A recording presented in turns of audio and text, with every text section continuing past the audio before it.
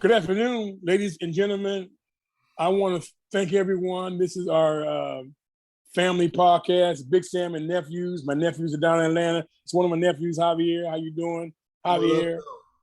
Yeah, and my other nephew. And then I got one of my favorite people, one of my special guests from Minneapolis.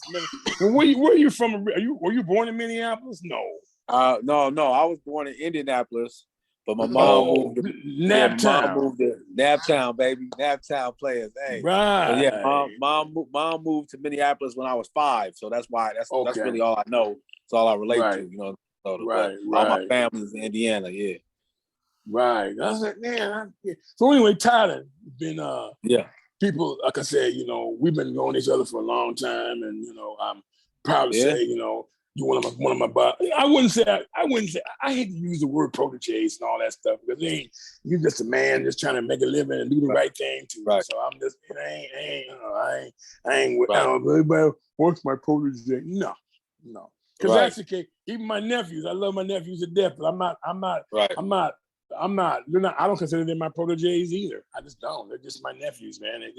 They get down. They're doing a good. But the irony of you saying that though is that look at what I'm doing kind of with my life now. You know what I'm saying? I'm kind of doing the same thing you was doing, and you know what I'm saying? Like, because you used to go hard on me. You know what I'm saying? Like, but that taught me that's how I want to teach kids because I think that mentality teaches them the toughness. These kids need to learn to be tough. They need to learn to have tough skin. You got in this, especially in sports, you got to have tough skin. You got to have tough skin in the industry. So, that's what I kind of do them too. Yeah, and I get it. People want to be easy on these kids, but I get that. My dad was not a tough guy. He wasn't. Strangely enough, my dad was really, how Grandpa was. He was a funny guy. Mm-hmm. But and my mother, I just got to go back with my mom. My mother was a disciplinarian. My dad was out working. Both of them was out there working, hustling, trying to make a living. Right. So I've always been a workaholic, and I am a workaholic. But I always tell people to say I'm always a work in progress all the time. I'm a Christian. I believe in the Lord, but I said I'm not a bad Christian. But I said I can be better. I can always be better. And I keep telling. I tell people that all the time. I say, well. What do you? I said, nah. I said, I'm a Christian. I believe in the Lord. I said, and I will tell anybody that. I said, I don't, because you have to believe, and you don't have to believe in anything. But I said, I believe in the Lord, and that's my calling. And I probably miss my calling because I'm forever always preaching. Reach everywhere I go. I'm preaching to somebody. And I'm always preaching to somebody about stuff. I met a guy at the bus stop today. I was going to the store to buy my buddy some cigarettes.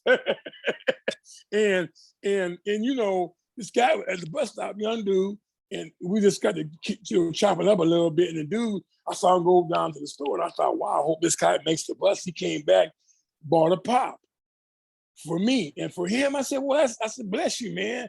I said, but I gave him the pop back, and I got on the bus. I said, no, you keep that. So I said, thank you anyway for looking out, So I gave him a dap, and but it's respect. You got to show people respect, and you got to have compassion for people. Right. Because I tell people all the time, if you don't have compassion for other people, how you gonna really say that you helping anybody? How you gonna say you helping? Because really, the Bible says, if you are only about yourself, you are committing a sin by not being selfish anyway, right? And so, I quote stuff from the Bible a lot because I believe in the Bible. I said, but I tell people all the time, I said, you know what? We're living in tough times. I said, but you know what? I just don't mean that you got to be, wilted to the whims of up to the world. I said, you got to just be strong, man. I said, yeah, things happen. You just keep, it's not a downfall. You got to just get motivated and keep it moving. Yep. Keep it moving. And something coming. And I said, it's going to be something. I said, but you got to always, I used to tell the kids this all the time. I said, just expect to do well. If you expect to do well, then you'll do well. I said, because, I said, life is not, life is life, period. And I said, when you're gone, you're gone. I said, so you got to fight every day. You got to fight the temptations of the evilness that goes on in the world. I said, but don't succumb to that. I said, do good, help people, talk to people, help people. Right. And so I try to do that every single day. I did it today. I got up, clean the house, I said, hey, I did somebody else gonna do it, so I go ahead and do it. So I said, I'm not looking for a medal. I said, no. I said, it's just my salvation is in my generosity with people. I've never been a guy. I've never had a lot of money. Never have. But you would think I did have a lot of money, but I said, no, I don't have a lot of money. I said, but my goodness and my generosity to people, overwhelms all that stuff. And I said, I'm not, like now I work a little old part-time job and people that always, and I sold my truck. And so now I ride the bus here. And they said, well, what? I said, I said, I ride the bus and I got people that I work with, they give me a ride home. I said, I ain't, because the way gas is out here, I probably don't want to get a car. I said, I probably eventually will get one. Maybe I will, maybe I won't, who knows? But I said, I just, when I go to that bus stop and every time I see somebody, I said, I just speak to everybody. And what I do, and I said, a lot of it, it's not really about me. Like this podcast is not about me. We started this podcast.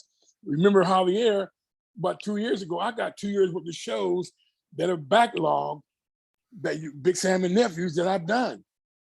And they're like, really? I said, yes. 2 years with the shows. Now, about not working on our third year, I said, so when I got out of here, I said, you know what? I got to start the show back up. So I just went ahead and got, call Javier and Parker and then Nathan will come on here shortly. Just came on and we just make it happen and we just do it. I said, that's just because if you don't start somewhere, how you gonna get something done? I said, but I'm from the school of I gotta get it done. I can do it, and I just believe. And you gotta believe in those things. And it's just like Alan. I remember Alan going overseas. He went the backwards way to the NBA. Different route. And and so then he came, and I used to work for Timberwolves for 5 years, so I always see Alan. And I never, and always 100% respectful. They ain't got a bad word to say about me, ain't got a bad word to say about him. So you have a good understanding, because a lot of times people will be trying to suck up to you, thinking what they're gonna get from you. And I hate and people, and people. I never forget one time, some girls I know, women I know, they were all together. They were having drinks one time, and so they said they were listening in. Some woman was bad mouthing me, and come to find out, it was behind some tickets. I gave this woman some free tickets and her little nappy-headed kids to go to a Wolves game. I didn't have to. I did it. And I said, oh, it's about some tickets. It wasn't about nothing else. I said, don't keep that. Don't. People just get petty. So you asking, you thinking I got money. I said, I ain't got no money. I said, stop it. I said, I work with millionaires. I'm not a millionaire.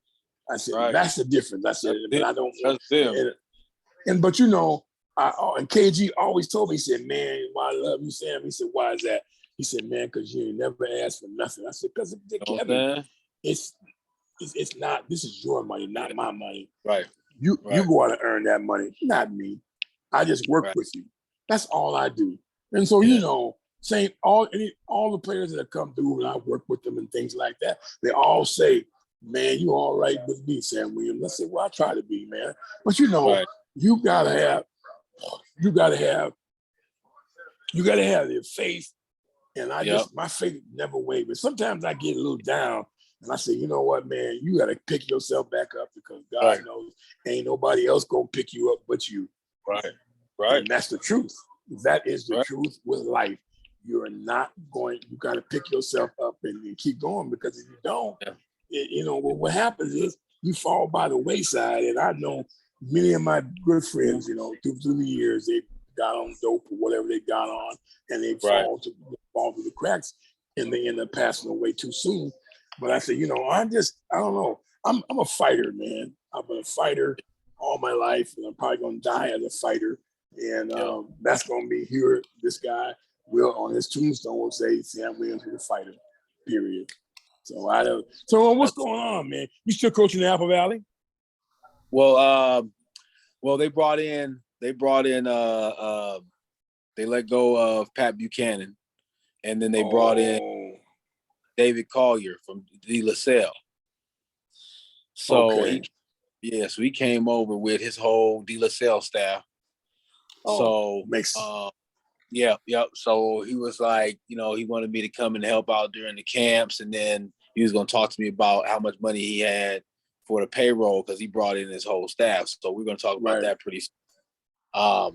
But I got a couple of different things going on right now, man. Right. I'm actually going to be. I just got hired to be the director over at my 7-on-7, the passing basketball football league.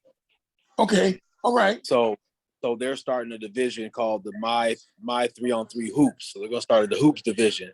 Okay. So the guy who started that, started that hired me to be the director of the My 3-on-3 Hoops. So I'm gonna start the 3-on-3 league in Minnesota.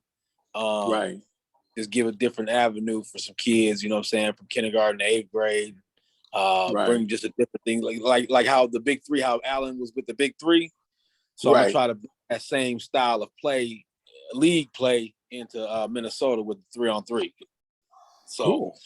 But I'll still be at Apple Valley. I'm gonna help out over there, help out in practices, and they want to hire me to do some filming over there too because I run my own film company. So there's some things in the works still with Apple Valley, but at the same time, I got this big venture with my 3-on-3 Hoops. Right. We call that multiple income stream, sir. Hey, that's how man. Woo! Got to have more than one salary. Right, you definitely do. You got to do that, and that's great because you're doing what you like doing. You've been doing it for that for a long time. So why not get paid for it? Why not get paid for it? But Minnesota's come a long ways. I remember Minnesota basketball was just, we were just Minnesota. And nothing more, nothing less. And I remember, who was it? We were down in Iowa, that Iowa tournament, man. And we played Proviso East out of Chicago, and they would win that tournament and then we came the first year, and we gave notice. We had 2 teams, and so the next time we beat them out. The second year, beat them out in the semifinal game, and I'll never forget. The coach came into the little Pizza Hut later on, saw me and Renee and Guido, and they said, "Well, man, where are you from?" I said, "Sacramento, California." He said, "I knew you were from Minnesota." I said, "Nope, I'm from Sacramento, California." But I'm doing my thing. I'm loud, right. Dude, I'm getting in there fighting because you got to be in the fight. You got to fight. You got to get your kids to fight. If your kids are not going to fight, then I can fight for you, but I can't. Right. You gotta be able to get in the fight too, and so that's the thing. That's what somebody tell everybody. Be like, look, man, I can't do it for you. Right. Get away. Look, matter of fact, yesterday we went to the gym. I had my 2 my nephew and my son go to the gym. I was like, man, I'm gonna let y'all hoop. We got 2, 6'1", 6'1.5", 6'3". And I got my son Cameron, he's like 5'11", but he don't really hoop. He runs track though. So I'm like, and I don't play no more. So I'm like, man, ever since I heard, I don't hoop no more. Come on, man, let's play 21. I let them do their thing at 21. They're like, yeah, they like to talk, and then we play 4-on-4. And I'm like, I'm telling y'all what to do because I'm trying to coach y'all. Right. I was like, my thing is the offense is gonna be there. It's like if I can get y'all in position to play defense, cool. And they looking at me like, huh? I'm like, man, I can't do it for you. I was like, I can shut all this down. I was like, I can do everything. I was like, but starting to get them to understand, man. But they was like, they have fun, and they were just like, oh, they start understanding, the game of basketball. I was like, man, y'all still listening to man. Get off YouTube, man. Them dudes suck. Right. Man. That's the thing. The mentality nowadays is just like You know, they just want to go on the court, roll the ball out there and play basketball. And it's like, that's not the essence of basketball. Like, these kids don't, I mean, when I was growing up, I could tell you who Dr. J was. I could tell you who, you know what I'm saying, guys that played Pistol Pete Maravich. I could tell you Bill Russell. I could tell you who these guys were. You ask a kid now, somebody, you know what I'm saying, from D Brown, you know what I'm saying, or just somebody from, you know, the early 2000s, they have no idea what I'm talking about. You know what I'm saying? They don't study the game anymore. And like the biggest words you said is you can't, like, I try to tell these kids, man, look, as a coach, I'm excited. I get referees telling me, calm down, sir, calm down. Why am I more hyped than you is? You know what I'm saying? Like, why am I more involved in this game than you are? Like, I'm an extension of you. I can't do it for you. I wish I could, but I can't. You know what I'm saying? But I'm gonna try to show you that, okay, the passion has to be there. You know what I'm saying? The emotion has to be there, and you got to know this game, man. You got to know it, man. Yeah, they definitely, like you said, man. I try to tell them, like they started to learn because they around me more. You know what I'm saying? They Right. around. I was like, you know, let me. So me being me, I was like, man, I don't have no hooping shoes no more. But I was like, let me go buy some. Right. So I get like 5 pair of LeBrons. Right? Okay. On sale. Actually, great shoes. Anywho, but I was like, man, let me start. My wife is like, you know, they start getting back in shape, man. Start back hooping again because Yeah. you know the game, and a lot of people is like, you know basketball from the high level to the low level. You know what I'm saying? So it's just basketball. I was like, but then there's different things that you could do, and the kids they always like, huh? What are you talking? I was like, yeah, man. I was like, y'all think the NBA is this, this, and this, because that's Right. what they. And I was like, man, it's I was like, look, it's political. It's this. I was like, but then they all know how to play the game in a certain kind of way, and they're like, Right. oh, Right. they starting to catch on now. But I was That's like, what's up. That's what's up. Well, it's I move around pretty good for my age, but now I just I use my mouthpiece just and go and show them how to post up, how to step out, how to pivot. Because you don't want to joust if you're in that key, spin around, move around. Don't stand there, like a statue, because that's not going to be useful. Right. So you got to demonstrate how to pull around and go back. Right. Pull around again. You might have to go block. You got to block, like screening. You have to be able to do these things and free people up. And they're like, when they get it, they're like, because I was like last year, I coached the girls basketball. Same thing with them. I said, you got to block. And then vast improvements out there at Hastings High School and Bitter. Right. Better, probably the better. This is probably the best record they've had in a long time. But again, you just teach. I'm still teaching, always teaching people all the time, and that's my forte. Is that I teach people how to play the game. And strangely enough, basketball was like the last sport I learned how to play. And I went to college and played basketball for 2 years, and I'm a college dropout. After my 2 years of junior college, I dropped out of college and got a job and just, traveled the country and whatnot. But I always had a passion. And then when I moved to Alaska, then I got cooked up with Coach White, and I learned so much from Coach White. I never coached Trajan Langdon, but I used to work basketball camps, and I've known Trajan Langdon since he was 8 years old. He would be in the gym all the time. Yep. Matter of fact, the coach had to tell me. He said, "Man, kick him out. We got to go home." So I had to say, Trey, So you just watch people, people as they grow and what they're doing in their lives, and I'm proud to say that pretty much every guy I've ever coached in the streets program is doing well, and so white and black. Because I had, I remember sometimes, because basically if you were white and you play for me, I didn't treat anybody any differently. Right. You got to get in there and be tough, man. You got to be tough. I said, because you know what? Damon Troop, prime example. Damon Troop is kicking butt now. He's in the real estate business, man, and he is kicking butt. But same thing with him. He told me one time, we talked on Facebook, I said, man, coach, thank you. I said, no, thank you. Because, you I get it, because but I said, that fight that you have in it, but you have to have that fight in you to do it. Right. And Damon, same thing with him. Greg Booth, the same thing with him. Greg Booth's father was pretty much a millionaire, but he played for me, and people were like, "Why you want to pick up that white boy?" I said, "Oh, because he can shoot." Right. I know why. And then people were like, "Why you want?" I said, "You know what? Stay out of my business. I know what I'm doing. I'm not. This is not. I'm not new to this thing." But you have to. A lot of times, you have to check people, and I've had to check people through my lifetime with this basketball. I know what I'm doing, man. It's not. I'm not. And so when I end up doing, and the kids are successful, they're like, "Oh, man, yeah." But I said, don't. I go ahead and take the compliments, but I said, the kids. I compliment the kids because the kids buy into what I'm teaching them. Yep. If they don't buy into you, you're gonna have problems. The whole season. Your whole season.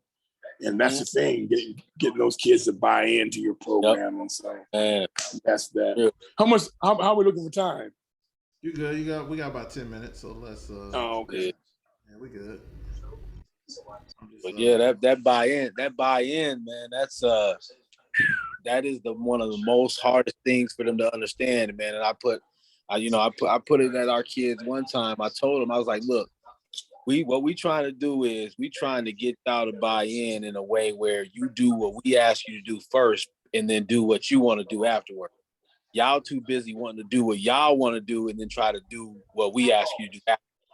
And that's why it's not working, because that's why you're looking at us like, well, why? Well, because if we're asking you to jump off 2 feet to the basket and then you going off 1 foot to the basket and trying to do what we're doing, what we ask you to do afterwards, and it ain't working. And you're getting fouled, but the referee ain't calling it. It's because you ain't jumping up strong by going off 2 feet. Okay, but now you're complaining to us, but you ain't going off 2 feet. Why don't you try going off 2 feet? Buy into that. Okay, we ask you to be a team player. You think you're a good shooter? Okay, that's fine. But can you move the ball around till you get open and get a good shot, rather than just coming down, dribbling, and just taking a shot?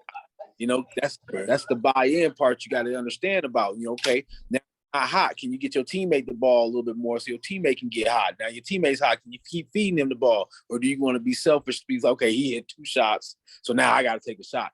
Can you buy in to the point where you're like, okay, my teammate is hot. Let me keep feeding him. And that buy-in is a total concept. A lot of kids, from watching Steph Curry, from watching LeBron, from watching all these people, I want to get off real quick. I want to get my points. I want to get my stuff. And for them to buy in and say, hey, look, man, no matter whatever we do, when that game is over with, that score says our team wins, that's all that matters. And that's that they got to understand that. Well, case in point, look at Draymond Green does not score lots of points, but Draymond Green controls the game. Everything. Rebounds, passes, and I guess they're talking about getting rid of him. I was like, they'd be foolish if they do. Did they? Yeah. Is they trying to do that for real? No, I can't. Look, man, I don't even want to get started. They do that, like Uncle said. There's no way. There's no way, bro. If you want to, but you ain't gonna have no defense. You don't have nobody. It's like the Bulls can't win the 3 championships without Rodman. You can't win. Yep. Without Rodman. Yep. Well, that's the reason Rodman is in the Hall of Fame. Now, socially, he's a wacko, but who cares? He's a wacko. But live your truth. Hey, he does what he needs to do, and he does all the dirty work that nobody else wants to do. Yep. And the other thing is that guys don't understand that Scottie Pippen made the all defensive team. Michael Jordan made the all, not just a couple of years, several years in a row, because they played defense. Like 9 years ago, he was on the all defense. But but I think the kids get focused on the shine, all about offensive, and it's like You know what's crazy? You got it. Hey, I went to one of them camps that you sent me to, right? So this is my first time being at one of those big whatever camps. All these kids that you don't know about. You're just a number, right? You're just number whatever. I don't know who's ranked. I don't care. I just playing basketball just to play. I don't. Hey, Tyler Ward, what's up, dog? What up, bro? Yeah, this is what I do. I'm just trying to go hoop, whatever. But I'm a rebounder. You know what I'm saying? I'm a kind of do it all. Man, this is the first time I got introduced to like the upper echelon Right. of kids that were tapped. You know what I'm saying? You know what I'm talking about when Yeah. you be like, Yeah. you Yep. tapped. Yeah. And I'm sitting there, I'm like, yo, why these kids keep on making it, man? It was pissing me off. I'm like, yo, I am busting these dudes. I am. Right. This is working them. You got all the scout. You got all. Like, yo, I am. You see that you can bang with that. You like what? I'm going ahead, but I didn't make one. I made one All-Star team, like the one All-Star team. Yep. I'm like, yo, Coach, That what I hype. got to make the All-Star team? I'm like, yo, I'm dunking on dudes. I'm having 5 rebounds a game for a guard. I'm like, I'm getting like 2 points a game. I'm like, yo, I'm like, what's up? Well, not to cut you off, but I guess I am cutting you off. Case in point, Scottie Pippen was a manager. He was a 6'1" manager for Northern Arkansas. And he grew what, 6'7" inches and changed his game. And then the rest was history. Yep. Dennis Rodman was a janitor. He quit junior college. He went to NAIA and came up that way. Detroit Pistons. They got him, So it's just kind of, a lot of these guys don't come in. They don't come in the league on a golden pony. Right. They come in the league with the scars of hard working, and that's the difference between the Dennis Rodmans of the world, who's a Hall of Famer now, the Scottie Pippens of the world, who's a Hall of Famer. So it just kind of, I think sometimes, but how many guys I've seen, I've been around, I worked a lot of different camps, and guys they said they were 5 stars and 4 stars, and they come in with a little attitude with a 4-star what? Sam Bowie was the number 1 draft pick for the Portland Trailblazers. Number 1, went to Kentucky. Ended up getting hurt. Where's he doing now? Probably Southern. We don't know what he's doing, but he's not. I guess my point is that I don't know. But just kind of it just goes to show. Another case in point, Terry Porter he went to Wisconsin Stevens Point, right, from Milwaukee, small college. Now he had a 15-year career in the NBA, played here, and then now he's coaching at Portland State. But just guys like him, they just grind and what they do, they are true. They're true to the game. Right. True to the game. I think that's the thing that I started watching. I still watch a lot of old Kobe stuff. You know what I'm saying? Not because he's a great player, but man, I remember even my uncle, he told me, it's like, man, just go out there and outwork everybody. You know what I'm saying? Because I'm not known. I know I got that same talent, I thought I did. I definitely did not. Right. But in my mind, I'm like, man, I could go do this. But I was like, man, if you just outwork everybody, you could raise the station. Like, man, look, he outworks everybody. He could do this. You know what I'm saying? So I was like, even in America, I'm like, oh, this is what we're doing? Cool. I'm about to outwork you. Well, you have to be able to put that work in, not just the work initially, the extra work, go the extra mile. And Kobe Bryant was one of the few players that did it, but he got it from Michael Jordan because Michael pushed, worked. And so I just tell people all the time, I said, if you're willing to work, and people, because I work with kids, and stuff, and they're just, they just don't, their heart's not into it. I say, you know what? Stop. Because tell your mother to just not bring you anymore because I'm stealing money from you. I don't want to do that. Right. I'm stealing your mom, pay what you want to pay, but you can spend all the money you want to do basketball clinics and one-on-one stuff and all that. If you don't have the heart to do it, get out of it. Don't waste your time. And so many people, and Tyler, so many people you've worked with that just, you want to just tell them, look, you're wasting your money and your time. Yeah. You know. Yep. But you know, and I go back to Alan. Alan had to work hard. You imagine Alan went to Europe and went back, the wrong direction. Went to Europe and then worked his way back to the NBA. Yep. And that's just hard work, man. Hard work. It was tough, hard man. Work. He did. Yep. And so I just think, a lot of times, people